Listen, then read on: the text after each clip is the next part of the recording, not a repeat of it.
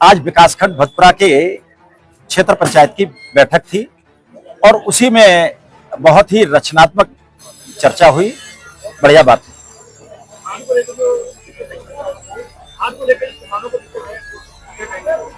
देखिए, खाद को लेकर के जो समस्या है, खासतौर से समितियों पर अव्यवस्था है, सचिव लोग ठीक से काम नहीं कर रहे हैं, इसके कारण से कुछ दिक्कतें आ रही हैं।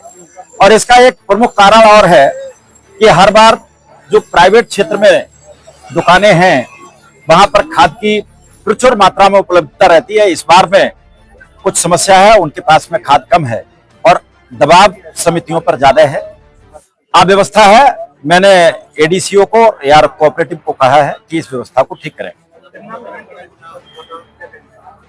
देखिए, गन्ना पेमेंट की भी एलएच है, द्वारकेश है, मीरगंज है, ये मिले ठीक से पेमेंट कर रही हैं। केवल ओसवाल और बजाज शुगर मिल की दिक्कत है। बजाज शुगर मिल ने 1 साल का पेमेंट लगभग टांगा हुआ है। उन पर मैंने कहा है कि भाई या तो समय से पेमेंट करें, अन्यथा उनके सेंटर्स को दूसरे मिलों को दे दिया जाएगा। ओसवाल में मूल्यांकन की प्रक्रिया चल रही है और इसके बाद उसकी नीलामी हो जाएगी। नीलामी के साथ ही किसानों का भुगतान हो जाएगा।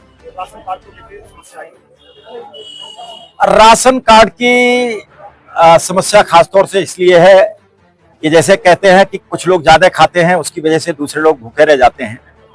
कुछ अपात्रों ने राशन कार्ड बनवा रखे हैं, जिसके कारण से पात्रों को दिक्कत है। सरकार का लक्ष्य 80% का है और मैं समझता हूं कि इस समय भारतवर्ष में 80% गरीब नहीं है जिसको राशन कार्ड की आवश्यकता हो।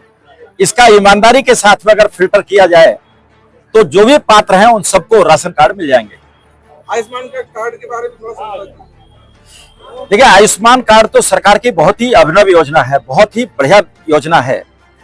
जो गरीब लोग हैं, जो अपने परिवार का ठीक से इलाज नहीं करा पाते थे, उनको 5 लाख रुपए तक का निःशुल्क इलाज करने की सुविधा सरकार ने दी है। और बुजुर्गों को, खासतौर से जो 70 साल से ऊपर के हैं, उनको तो सभी को बिना ये देखे हुए कि वो किस वर्ग के हैं, उनकी आय कितनी है, उन सभी के लिए आयुष्मान की सुविधा दी है। और आयुष्मान जिनके पास भी है, अगर उनको कोई बच्चा पैदा होता है तो उस बच्चे का, अगर माँ का या पिता का आयुष्मान कार्ड है तो उसका अपने आप ही आयुष्मान से इलाज हो जाता है। आवारा पशुओं को लेकर एक प्राथमिकता से मुद्दा उठाया गया है, उसको लेकर कोई जवाब नहीं दे पाया। देखिए, निराश्रित पशुओं की समस्या वास्तव में तो एक लोगों द्वारा पैदा की हुई समस्या है।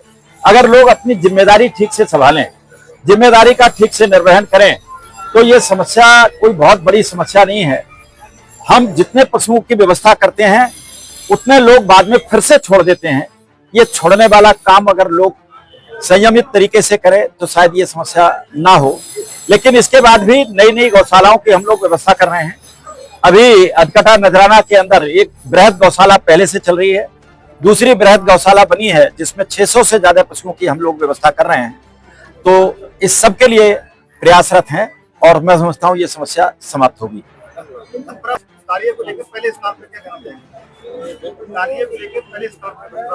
देखिए, भतपुरा विकासखंड की जहां तक मैं बात करूं तो विकासखंड के माध्यम से जो काम कराए गए हैं, बहुत ही व्यवस्थित तरीके से प्रत्येक गांव के लिए विकास का काम दिया गया है। और इसके अलावा भी हम लोगों ने भी, माननीय सांसद जी ने, मैंने और जिला पंचायत अध्यक्षा जी ने भी भतपुरा विकासखंड को टारगेट करके आगे बढ़ाने का काम किया है। और इसी के तहत नवाबगंज से मटकापुर तक एक चौड़ीकृत सड़क की व्यवस्था की है। जवेदा जवेदी से और भुता को जोड़ने वाली सड़क भी एक चौड़ी सड़क बनी है। नरहरपुर और नकटपुर के बीच में एक बड़े पुल का निर्माण हो रहा है।